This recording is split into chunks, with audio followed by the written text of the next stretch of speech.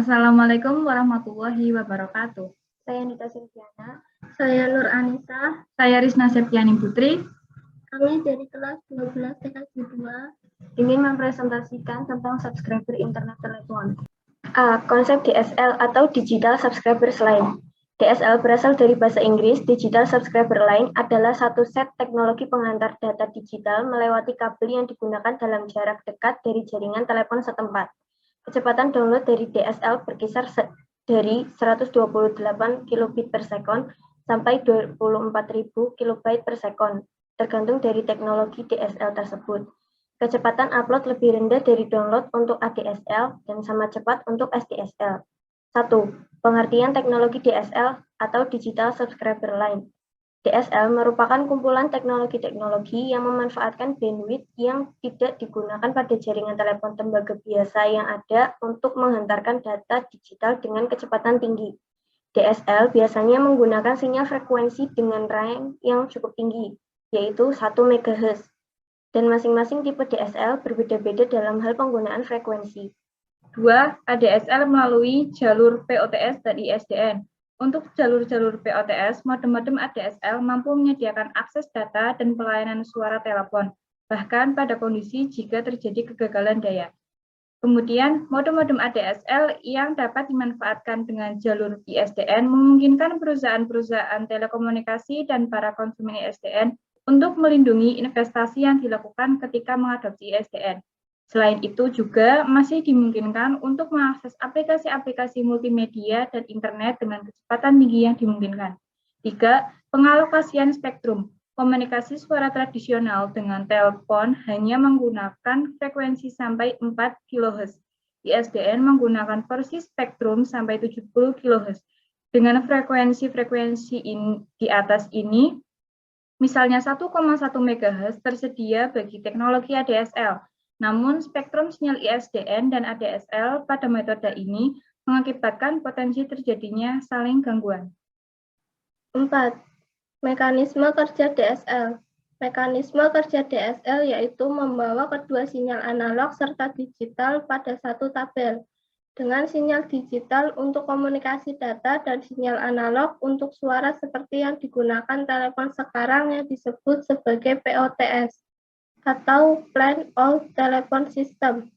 DSL akan mengoneksikan dan membawa sinyal digital untuk komunikasi data dan bekerja dengan menggunakan modem khusus, disebut modem DSL, untuk membaca atau encode data tersebut dan kemudian mengirimkannya melalui frekuensi yang tidak terpakai pada kabel tersebut. DSL memanfaatkan frekuensi tinggi untuk mengirim data dan frekuensi rendah untuk menyalurkan suara atau faksimile. DSL menjadi penting dan menjadi pilihan pada saat pengguna mulai mencari kecepatan akses untuk koneksi internet. 5. Tipe-tipe DSL, Digital Subscriber Line. Teknologi DSL memang berkembang cukup cepat. Dari perkembangannya, teknologi DSL terbagi-bagi menjadi lebih dari satu tipe. Berikut ini adalah tipe-tipe koneksi broadband mengadopsi teknologi DSL yang umum digunakan saat ini antara lain sebagai berikut. A. Asymmetric DSL atau biasa disebut ADSL. Yang dimaksud dengan kata asymmetric DSL adalah teknologi ini memberikan kecepatan transfer data yang berbeda antara proses pengiriman data atau upload dan penerimaan data atau download. ADSL juga memiliki beberapa keuntungan dan kerugian. Keuntungan ADSL diantaranya 1. Data dapat terakses dengan cepat. 2. Mempunyai dua frekuensi, yaitu frekuensi tinggi untuk mengantar data dan frekuensi tinggi untuk sound atau fax. 3. Biaya murah. Kerugian ADSL antara lain, teknologi ADSL memiliki keterbatasan dalam hal jarak maksimal dari kabel, yaitu 6.000 feet atau 1.820 meter. B. Symmetric DSL atau SDSL merupakan koneksi yang memiliki spesifikasi jalur upload dan download yang sama persis. Jaringan dengan spesifikasi seperti ini sangat cocok digunakan untuk keperluan aplikasi komersial, di mana pengguna besar ke internet. SDSL memiliki keuntungan 1. Bandwidth yang disalurkan simetrik, dalam arti kecepatan upload dan download sama sesuai paket layanan yang pengguna pilih sebelumnya. 2. Delay rendah. 3. Tidak tergantung dan tidak mengganggu saluran telepon yang ada. C. Symmetric High Speed Digital Subscriber Line atau GSHDSL. Teknologi DSL1 ini dapat melayani penggunanya dengan fitur multi-rate atau kecepatan yang dapat berbeda-beda, multi-service, dengan jarak jangkauan yang lebih panjang dari teknologi DSL yang lainnya, dan dapat dikuatkan sinyalnya sehingga dapat berjalan sangat jauh. D. Integrated Service Digital Network DSL atau IDSL. IDSL menggunakan satu pair kabel untuk mentransmisikan data secara full duplex dengan kecepatan hingga 144 KB per sekon. ISDL pada dasarnya adalah sebuah line ISDN BRI yang digunakan sebagai jalur reset line. Dengan kata lain, jalur ISDN BRI yang tidak perlu di-switch penggunaannya. E. Very High Data Rate DSL atau VDSL.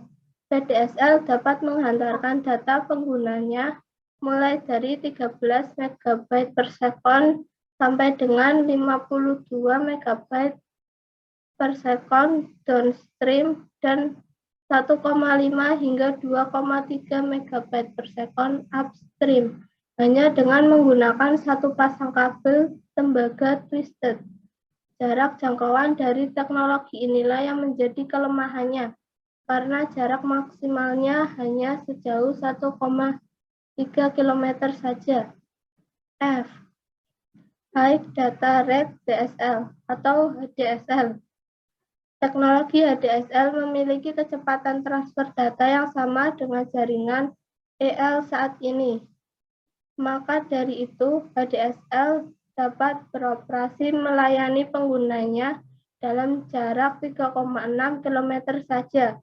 Namun, repeater atau penguat dapat Anda pasang untuk memperpanjang jangkauannya. 6. Kelebihan dan kekurangan DSL. Kelebihan DSL antara lain: 1. Koneksi yang simultan antara internet dengan suara atau melalui kabel telepon. 2. Kecepatan akses yang tinggi dan selalu online. 3. Harga penggunaan murah. 4. Keamanan data terjaga baik. Sedangkan kekurangan DSL antara lain: 1. Panjang kabel tembaga CO ke pelanggan. 2. Adanya load coils dan bridge stops. 3. Hambatan ketika ada serat optik. B. Prinsip kerja subscriber pada internet telepon. 1. Pengertian ADSL. Asymmetric Digital Subscriber Line atau ADSL adalah salah satu dari bentuk teknologi Digital Subscriber Line atau DSL. ADSL memiliki ciri khas yaitu bersifat asimetrik, sehingga data yang ditransferkan dalam kecepatan yang tidak sama dari satu sisi ke sisi yang lainnya. Definisi ADSL yaitu teknologi yang mengirimkan sinyal-sinyal melalui kabel tembaga pada frekuensi yang berbeda dengan frekuensi yang digunakan untuk pelayanan telepon. 2. Modem ADSL. Modem ADSL adalah perangkat yang dipakai untuk menghubungkan komputer maupun router ke saluran telepon sehingga bisa mentransfer data maupun mengakses internet. ADSL mempunyai bermacam-macam jenis kecepatan ataupun router, USB Universal atau Universal Serial Bus, dan perangkat lain yang ada di dalamnya. 3. Perangkat ADSL. Perangkat pada modem router ADSL adalah sebagai berikut. A. 1. Di sisi pelanggan disebut CPE, Customer Premises Equipment. Di sisi pelanggan harus ada penerima DSL atau modem ADSL dan splitter. B. Satu lagi di sisi Telkom. C. Di sisi Telkom terdapat ADSL multiplexer yang disebut DSLAM atau Digital Subscriber Line Access Multiplexer untuk menerima sambungan dari pelanggan. Modem ADSL atau ADSL Transceiver Remote atau ATUR mengubah sinyal digital menjadi sinyal analog dan sebaliknya. 4. Cara penggunaan ADSL.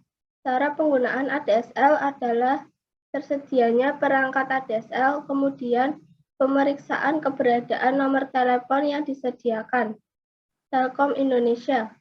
Jarak gardu Telkom dengan lokasi tempat pemasangan perlu diperhatikan karena jarak sangat berpengaruh dengan kecepatan koneksi internet yang menggunakan ADSL. Kemudian, untuk dapat menyambungkan ADSL dengan line telepon menggunakan sebuah alat pembagi line atau splitter. Splitter ini berfungsi untuk menghilangkan gangguan pada saat menggunakan internet dan berkomunikasi lewat telepon secara bersamaan.